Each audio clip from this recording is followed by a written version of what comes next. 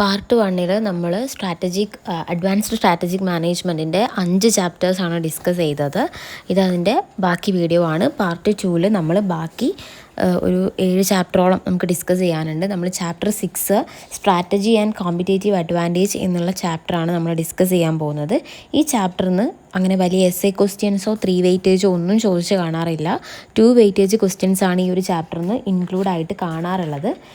അതുകൊണ്ട് തന്നെ എല്ലാ ടോപ്പിക്സും വലിച്ചു വാരി നോക്കണ്ട, പ്രീവിയസ്ലി ചോദിച്ചിട്ടുള്ള ക്വസ്റ്റ്യൻസ് മാത്രം നോക്കി പോയാൽ മതി. ഇതിൽ സ്ട്രാറ്റജിക് ഇൻറ്റൻറ്റ് എന്താണെന്ന് ചോദിച്ചിട്ടുണ്ട്, അതുപോലെ ബെഞ്ച് മാർക്കിംഗ് എന്താണെന്ന് ചോദിച്ചിട്ടുണ്ട്. ബെഞ്ച് മാർക്കിംഗ് നമ്മൾ കഴിഞ്ഞ ചാപ്റ്ററിൽ പറഞ്ഞ പോർഷനാണ്, അതുകൊണ്ട് അത് വീണ്ടും പറയണ്ട. നമ്മുടെ പാർട്ട് 1 വീഡിയോ കണ്ടാൽ നിങ്ങൾക്കറിയാം, അതിനകത്ത് നമ്മൾ ഡിസ്കസ് ചെയ്തതാണ്. സ്ട്രാറ്റജിക് ഇൻറ്റൻറ്റ് എന്താണെന്ന് നോക്കണം. അത് 2 വെയിറ്റേജിനാണ് ചോദിക്കാറ്. An alternative framework for generating and sustaining competitive advantage is to focus on competitiveness as a function of the pace at which a company implement a new advantage deeply with itself. This framework is based on strategic intent. അതായത് എന്താ പറയുക, നമുക്ക് ഒരു company ഒരു ഓർഗനൈസേഷനെ സംബന്ധിച്ച് അതിനെ മുന്നോട്ട് നയിക്കുന്ന, അതിൻ്റെ ഫ്യൂച്ചറിലേക്ക് അതിനെ ഗോൾസ് അച്ചീവ് ചെയ്യാൻ വേണ്ടി ഇതാക്കുന്ന കോമ്പറ്റേറ്റീവ് അഡ്വാൻറ്റേജ് ഒക്കെ കോമ്പറ്റീവ്നെസ് ഫോക്കസ് ചെയ്തുകൊണ്ട് മുന്നോട്ട് പോവാൻ ഇതാക്കുന്നതിനെയാണ് നമ്മൾ സ്ട്രാറ്റജിക് ഇൻറ്റൻറ്റ് എന്ന് പറയുന്നത്. ബെഞ്ച് മാർക്കിംഗ് നമുക്കറിയാം, നമ്മുടെ പ്രീവിയസ് ആയിട്ടുള്ള കാര്യങ്ങൾ, അതായത് പ്രൊഡക്ട്സ് ആയാലും പ്രോസസ്സ് ആയാലും ഒക്കെ എന്ത് ചെയ്യുക, ഇവാലുവേറ്റ് ചെയ്യുക, ആ ഒരു രീതിയിൽ മുന്നോട്ട് പോകുന്നതിനെയാണ് ബെഞ്ച് മാർക്കിംഗ് എന്ന് പറയാം. ഇത് മെയിനായിട്ട് ഉദ്ദേശിക്കുന്നത് കസ്റ്റമർ സാറ്റിസ്ഫിക്കേഷൻ നിലനിർത്തുക എന്ന ലക്ഷ്യമാണ്. ഈ 2 ടോപ്പിക്ക് മാത്രമേ ഈ ചാപ്റ്ററിൽ നിന്ന് ചോദിക്കാറുള്ളൂ. അതാണ് ഞാൻ തുടക്കത്തിൽ തന്നെ പറഞ്ഞത്, അത്ര ഇമ്പോർട്ടൻറ്റ് ചാപ്റ്റർ അല്ല. 2 വെയിറ്റേജിൻ്റെ ക്വസ്റ്റ്യൻസ് മാത്രമേ ഇതിൽ നിന്ന് വരാറുള്ളൂ. ഈ 2 ക്വസ്റ്റ്യനാണ് ചോദിച്ച് കണ്ടിട്ടുള്ളത്. ഇനി നമുക്ക് ഡിസ്കസ് ചെയ്യാനുള്ള ചാപ്റ്റർ എന്ന് പറയുന്നത് ചാപ്റ്റർ 7 ആണ്. കോർപ്പറേറ്റ് ലെവൽ സ്ട്രാറ്റജീസ് ആണ്. ഇതിനകത്ത് 3 വെയിറ്റേജിനും 2 വെയിറ്റേജിനും എസ് എക്കും ക്വസ്റ്റ്യൻസ് ചോദിക്കുന്ന ചാപ്റ്ററാണ്. കോർപ്പറേറ്റ് സ്ട്രാറ്റജി എന്താണെന്ന് 2 വെയിറ്റേജിന് ചോദിക്കാറുണ്ട്. ഗ്രാൻഡ് സ്ട്രാറ്റജി എന്താണ്, അതിൻ്റെ ഫീച്ചേഴ്സ് ഈ സ്ക്രീനിൽ നിങ്ങൾക്ക് കാണാൻ പറ്റുന്നുണ്ട്. ലെസ് റിസ്കി ആണ്, അതുപോലെ തന്നെ റിലേറ്റീവ്ലി സ്റ്റേബിൾ ആണ്, അതുപോലെ തന്നെ expansion may be perceived as being threatening, അതുപോലെ തന്നെ ഒരു റാപ്പിഡ് എക്സ്പാൻഷൻ ഉണ്ട്. It may become imperative when environment demands increase in pace of activity. Psychologically strategists may feel more satisfied. ഈ ഒരു സ്ട്രാറ്റജി കേട്ടോ, ഇതാണ് അതിൻ്റെ മേജർ റീസൺസ് ആയിട്ട് ഈ ഒരു സ്ട്രാറ്റജി അഡോപ്റ്റ് ചെയ്യാനുള്ള റീസൺസ് എന്ന് പറയുന്നത്. പിന്നെ ഇതിനകത്ത് ഡിഫറെൻ്റ് ആയിട്ടുള്ള സ്ട്രാറ്റജീസ് പറയുന്നുണ്ട്. എക്സ്പാൻഷൻ ഗ്രോത്ത് സ്ട്രാറ്റജി എന്ന് പറഞ്ഞിട്ടൊരു സ്ട്രാറ്റജി ഉണ്ട്. അത് എസ് എക്ക് ചോദിക്കാറുണ്ട്. ടെക്സ്റ്റിൽ ഡീറ്റെയിൽ ആയിട്ടുണ്ട്. കുറച്ച് ഡ്രൈ ആയിട്ടുള്ള ടോപ്പിക്കാണ്, നിങ്ങൾക്ക് വേണമെങ്കിൽ സ്കിപ്പ് ചെയ്യാം, വേറെയും ടോപ്പിക്സ് ഉണ്ടല്ലോ. ഗ്രോത്ത് സ്ട്രാറ്റജി എന്ന് പറയുമ്പോൾ ആ വേർഡിൽ തന്നെ ഉണ്ട് മെയിനായിട്ട് ഓർഗനൈസേഷൻ്റെ ഗ്രോത്ത് എയിം ചെയ്തുകൊണ്ടായി ഈ ഒരു സ്ട്രാറ്റജി പ്രവർത്തിക്കുന്നത്. അതെന്താണെന്ന് ചോദിക്കും. അത് ഡീറ്റെയിൽ ആയിട്ട് ടെക്സ്റ്റിൽ പറയുന്നുണ്ട്. അതിൻ്റെ ഒരുപാട് ടൈപ്സ്, റെട്രിച്ച്മെൻറ്റ് സ്ട്രാറ്റജി, കോമ്പിനേഷൻ സ്ട്രാറ്റജി എന്നൊക്കെ പറഞ്ഞിട്ട് ഈ ഒരു മേജർ സ്ട്രാറ്റജീസാണ് നമുക്ക് എന്തായാലും ചോദിക്കുക. അപ്പോൾ അത് നിങ്ങൾ നോക്കുക. കുറച്ച് ടഫായിട്ടുള്ള ഏരിയ ആണ്, പറ്റിയെങ്കിൽ പഠിക്കുക, ഇല്ലെങ്കിൽ വേറെ ടോപ്പിക്സ് സ്കിപ്പ് ചെയ്ത് വേറെ ടോപ്പിക്സ് നോക്കുക. പിന്നെ ഈ ചാപ്റ്ററിൽ കുറേ അൺനെസസറി ആയിട്ടുള്ള ടോപ്പിക്സ് ഉണ്ട്, അതൊന്നും നോക്കേണ്ട ആവശ്യമില്ല. Horizontal integration, expansion through diversification, അതൊന്നും വേണ്ട, ഇമ്പോർട്ടൻ്റ് ആയിട്ടുള്ളത് മാത്രം. പിന്നെ മെർജർ സ്ട്രാറ്റജീസ് ഉണ്ട്. മെർജർ സ്ട്രാറ്റജി നോക്കുക, ഇമ്പോർട്ടൻ്റ് ആണ്. മെർജർ എന്ന് പറഞ്ഞാൽ എന്താണെന്ന് നമുക്ക് എല്ലാവർക്കും അറിയാം. 2 കമ്പനീസ് കമ്പൈൻ ചെയ്യുന്നതിനാണ് എന്ത് പറയുക, മെർജർ എന്ന് പറയുക. അതായത് അമാൽഗമേഷനോ കൺസോളിഡേഷനോ ഇൻ്റഗ്രേഷനോ ഏതെങ്കിലും രീതിയിൽ 2 കമ്പനീസ് ലയിച്ച് ഒന്നാവുന്നതിനെയാണ് നമ്മൾ എന്ത് പറയുക, മെർജർ എന്ന് പറയുക. ഓക്കെ അല്ലേ? ഇതിന് 3 വെയിറ്റേജിനാണ് മെർജർ എന്താണെന്നും മെർജറിൻ്റെ ടൈപ്സും കൂടെ 3 വെയിറ്റേജിനാണ് ചോദിക്കാറ്. ഒരുപാട് വർഷം ചോദിച്ചിട്ടുള്ള ക്വസ്റ്റ്യൻ ആണ്, സ്കിപ്പ് ചെയ്യരുത്. ടൈപ്പ് ഓഫ് മെർജർ എന്ന് പറഞ്ഞിട്ട് ഒരു 4-5 ടൈപ്പ് മെർജർ ഉണ്ട്. Horizontal merger, vertical merger, concentric merger and conglomerate merger ഉണ്ട്. ഹൊറിസോണ്ടൽ മെർജർ എന്ന് പറഞ്ഞാൽ നമുക്കറിയാം, 2 അതിലധികമോ ഓർഗനൈസേഷൻസ് മെർജ് ചെയ്യുന്നതിനാണ് ഹൊറിസോണ്ടൽ മെർജർ എന്ന് പറയുക. അവർ ചെയ്യുന്ന ബിസിനസ് സെയിം ബിസിനസ് ആയിരിക്കും. സെയിം ബിസിനസ് ചെയ്യുന്ന ആളുകൾ മെർജ് ചെയ്യുന്നതിനാണ് ഹൊറിസോണ്ടൽ മെർജർ എന്ന് പറയുക. വെർട്ടിക്കൽ മെർജർ എന്ന് പറഞ്ഞാൽ 2 or more ഓർഗനൈസേഷൻസ് മെർജ് ചെയ്യും. അവരെന്തായിരിക്കും, സെയിം ബിസിനസ് എന്നതിലുപരി, അതായത് ഡിഫറെൻ്റ് ആയിട്ടുള്ള സാധനങ്ങളായിരിക്കും അവർ സപ്ലൈ ചെയ്യുന്നത്. ഇൻപുട്ടും ഔട്ട്പുട്ടും ആയിരിക്കും ഒരാൾ സപ്ലൈ ചെയ്യുന്നത്.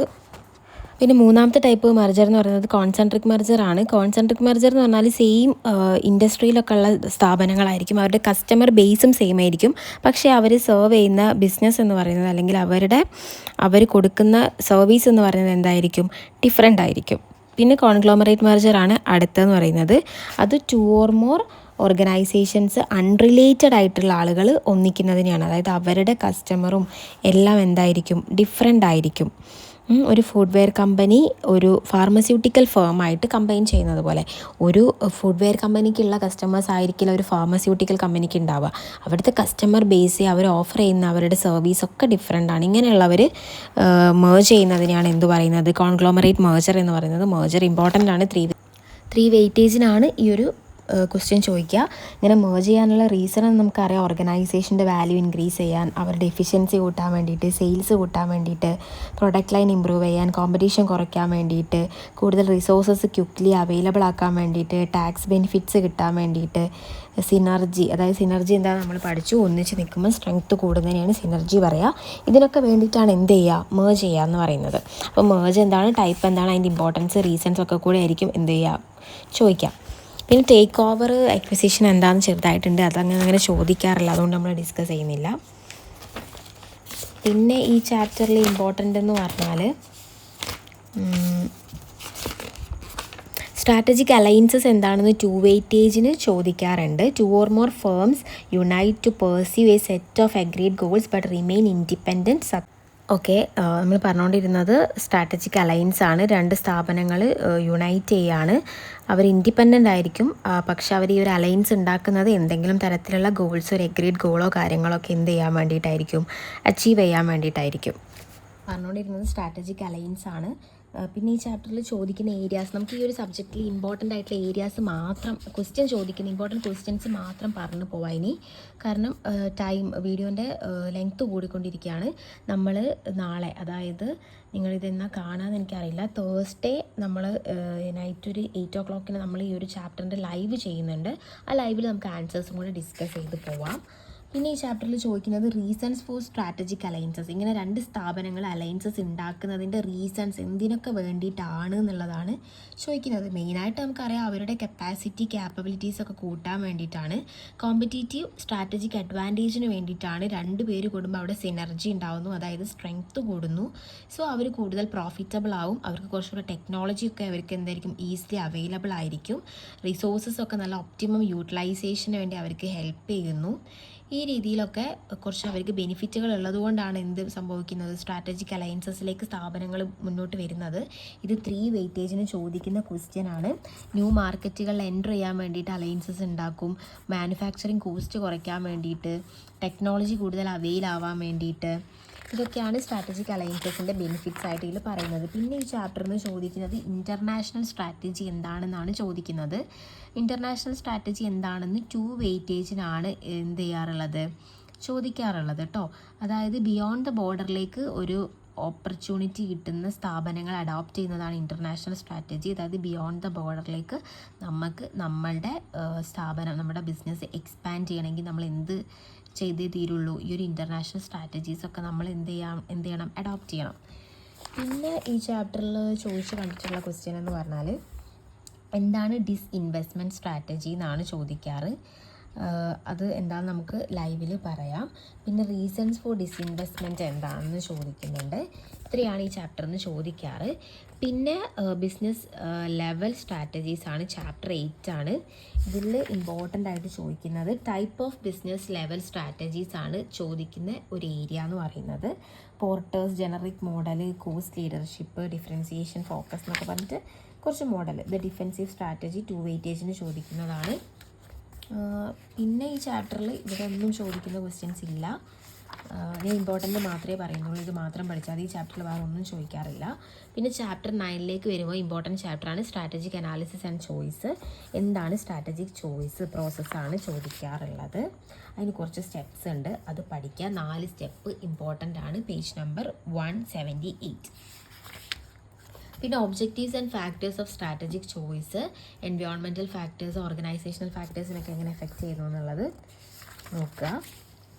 പിന്നെ എസ് ബി യു ഇമ്പോർട്ടൻ്റ് ആണ്. എസ് എ ക്വസ്റ്റ്യൻ ആണ്, ആരും ഒഴിവാക്കാതെ പഠിക്കുക. Specific product or manufacturing part of a company വളരെ ഇമ്പോർട്ടൻ്റ് ആണ്. സ്ട്രാറ്റജിക് ബിസിനസ് യൂണിറ്റുകൾ എന്താണെന്നുള്ളത് പഠിക്കുക. നമ്മൾ ഡീറ്റെയിൽ ആയിട്ട് എക്സ്പ്ലെയിൻ ചെയ്തിട്ടുള്ള വീഡിയോ അപ്ലോഡ് ചെയ്യുന്നതാണ്, അല്ലെങ്കിൽ ലൈവായിട്ട് നമ്മൾ എടുക്കുന്നതാണ് കേട്ടോ. പിന്നെ ഈ ചാപ്റ്ററിൽ നിന്ന് ചോദിക്കുക പോർട്ട്ഫോളിയോ അനാലിസിസ് എന്താണെന്നുള്ളതാണ്. ഒരു ടൂളാണ്, ഒരു ബിസിനസ്സിൻ്റെ പെർഫോമൻസ് മെഷർ ചെയ്യാൻ വേണ്ടിയിട്ട് യൂസ് ചെയ്യുന്നതാണ് പോർട്ട്ഫോളിയോ അനാലിസിസ്. അതായത് നമ്മൾ ഡിഫറെൻ്റ് ആയിട്ടുള്ള പോർട്ട്ഫോളിയോസിലൊക്കെ നമ്മൾ ഇൻവെസ്റ്റ് ചെയ്യുന്നവരായിരിക്കുമല്ലോ, അപ്പോൾ അതിൻ്റെ പെർഫോമൻസ് ഇവാലുവേറ്റ് ചെയ്യുന്നതിനാണ് പോർട്ട്ഫോളിയോ അനാലിസിസ് എന്ന് പറയുന്നത്. പിന്നെ ഈ ചാപ്റ്ററിൽ ഇതൊന്നും ഇമ്പോർട്ടൻ്റ് അല്ല, വെറുതെ ടൈം വേസ്റ്റ് ചെയ്യരുത്, ആവശ്യമില്ലാത്ത കാര്യങ്ങൾ പഠിച്ച് ടൈം കളയരുത്, ഇതൊന്നും വേണ്ടാത്ത ഭാഗങ്ങളാണ്. മിൻസ്ബർഗ് 5 P's തിയറി ഈസ് ഇമ്പോർട്ടൻറ്റ്, നോക്കുക. സ്ട്രാറ്റജി മേക്ക് ചെയ്യുക എന്ന് പറയുന്നത് വളരെ കോംപ്ലെക്സ് ആയിട്ടുള്ളൊരു പരിപാടിയാണ്. ടോപ്പ് മാനേജേഴ്സിനെ സംബന്ധിച്ച് അവർക്ക് വളരെ ബുദ്ധിമുട്ടായിട്ടുള്ളൊരു കാര്യമാണ് സ്ട്രാറ്റജി അഡോപ്റ്റ് ചെയ്യുക എന്നൊക്കെ പറയുന്നത്. അപ്പോൾ അതിൻ്റെ 5 P's പറയുന്നത് plan, ploy, pattern, position, perspective. അതെന്താണെന്ന് ഡീറ്റെയിൽ ആയിട്ട് എക്സ്പ്ലെയിൻ ചെയ്യാൻ വേണ്ടി പഠിക്കാം. കീ പെർഫോമൻസ് ഇൻഡിക്കേറ്റേഴ്സ് KPI, ഇതും ഇമ്പോർട്ടൻ്റ് ആണ്. കീ പെർഫോമൻസ് ഇൻഡിക്കേറ്റേഴ്സ് എന്ന് പറയുന്നത് ഒരു സ്ഥാപനത്തിൻ്റെ പെർഫോമൻസിനെ ഇൻഡിക്കേറ്റ് ചെയ്യുന്ന ഇൻഡിക്കേറ്റേഴ്സിനെയാണ് പറയുന്നത്. പിന്നെ ഇവിടെ ഒന്നും ഇമ്പോർട്ടൻ്റ് ആയിട്ട് രീതിയില്ല. പിന്നെ അടുത്ത ചാപ്റ്റർ മോസ്റ്റ് ഇമ്പോർട്ടൻറ്റ് ചാപ്റ്ററാണ് ചാപ്റ്റർ 10. അവിടെ എപ്പോഴും ചോദിക്കുന്ന ക്വസ്റ്റ്യൻ എസ് എ ക്വസ്റ്റ്യൻ ആണ്. What is strategic implementation, what are it's types. എന്താണ് സ്ട്രാറ്റജിക് ഇംപ്ലിമെൻറ്റേഷൻ, അതിൻ്റെ ടൈപ്പുമാണ് ചോദിക്കാറുള്ളത്. അത് സ്റ്റെപ്സ് ഇൻ സ്ട്രാറ്റജിക് ഇംപ്ലിമെൻറ്റേഷനും ഇമ്പോർട്ടൻ്റ് ആണ്. Project implementation, procedural implementation, resource allocation, structural implementation, functional, behavioural എന്ന് പറഞ്ഞിട്ട് ഒരു 6 പോയിൻ്റ് ഉണ്ട്. ഇത് ചോദിക്കാറുണ്ട്, അത് എക്സ്പ്ലെയിൻ ചെയ്യാനും പഠിക്കുക. പിന്നെ ലിമിറ്റേഷൻ ഓഫ് സ്ട്രാറ്റജി ഇംപ്ലിമെൻറ്റേഷൻ, ഇതും ഇമ്പോർട്ടൻ്റ് ആണ് 3 വെയിറ്റേജിന്. Approaches to strategy implementation S A question ആണ്, നോക്കണം. പിന്നെ ഇതൊക്കെ വേണ്ടാത്ത പോർഷൻസ് ആണ്, നോക്കണ്ട. പിന്നെ 11th ചാപ്റ്ററും എസ് എ ആണ്. Strategy evaluation is the process of reviewing. അതെന്താ സ്ട്രാറ്റജി ഇവാലുവേഷൻ എന്നുള്ളത് അതിൻ്റെ കൺട്രോളിങ് ഈ ചാപ്റ്ററാണ് S A. Need and importance of strategy evaluation ചോദിക്കാറുണ്ട്. സ്ട്രാറ്റജിക് കൺട്രോൾ ചോദിക്കാറുണ്ട്, ഇമ്പോർട്ടൻ്റ് ആണ്. പിന്നെ നമുക്ക് ചോദിക്കുന്നത് ബാലൻസ്ഡ് സ്കോർ കാർഡ് എന്താണ് 3 വെയിറ്റേജിന് ചോദിക്കാറുണ്ട്. പിന്നെ സ്ട്രാറ്റജി മാപ്പിംഗ് എന്താണെന്ന് 2 വെയിറ്റേജിന് ചോദിക്കാറുണ്ട്. എനിക്ക് ഇമ്പോർട്ടൻറ്റ് ക്വസ്റ്റ്യൻസ് ആണ് പറഞ്ഞിരുന്നത്, ടൈം ലിമിറ്റേഷൻ കാരണമാണ് ഇങ്ങനെ എടുക്കുന്നത്. പിന്നെ emerging trends in strategic management chapter 12 S A question ആണ്. എന്തൊക്കെയാണ് എമേർജിങ് ട്രെൻഡ്സ് എന്ന് തന്നെയാണ് ചോദിക്കാറുള്ളത്. ഇതൊക്കെ എന്താണ് എമേർജിങ് ട്രെൻഡ്സ് ആണ്. സോ സ്ട്രാറ്റജിക് ചേഞ്ച് മാനേജ്മെൻറ്റ് അങ്ങനെ എല്ലാം പഠിച്ചു പോവുക. Social audit, strategic time management, പിന്നെ environmental audit, advertising audit strategy, supply chain management, എല്ലാം നോക്കുക, എല്ലാം ഇമ്പോർട്ടൻ്റ് ആണ് കേട്ടോ. ടോട്ടൽ ക്വാളിറ്റി മാനേജ്മെൻറ്റ് TQM, ഇത് എസ് എക്ക് മിക്കവാറും ഇതായിരിക്കും ചോദിക്കുക കേട്ടോ. ആദ്യം ഈ ചാപ്റ്റർ സ്കിപ്പ് ചെയ്യേണ്ട, ഈ ചാപ്റ്ററിലുള്ള അത്രയും കാര്യങ്ങൾ ഇതൊന്നും പഠിക്കേണ്ട കേട്ടോ. ഇത്രയാണ് ഈ ഒരു ടെക്സ്റ്റ് ബുക്കിലെ അല്ലെങ്കിൽ ഈ ഒരു സബ്ജക്റ്റിലെ ഇമ്പോർട്ടൻ്റ് ആയിട്ടുള്ള ഏരിയാസ്. നമ്മൾ 2 പാർട്ടായിട്ട് 2 വീഡിയോസായിട്ടാണ് അപ്ലോഡ് ചെയ്തത്. സോ നിങ്ങൾ നിർബന്ധമായിട്ടും ഞാൻ ഈ വീഡിയോയിൽ പറഞ്ഞിട്ടുള്ള എല്ലാ ക്വസ്റ്റ്യനും പഠിച്ചിട്ട് പോയാൽ നിങ്ങൾക്ക് ഉറപ്പായിട്ടും നല്ല മാർക്ക് സ്കോർ ചെയ്യാം. Thanks for watching.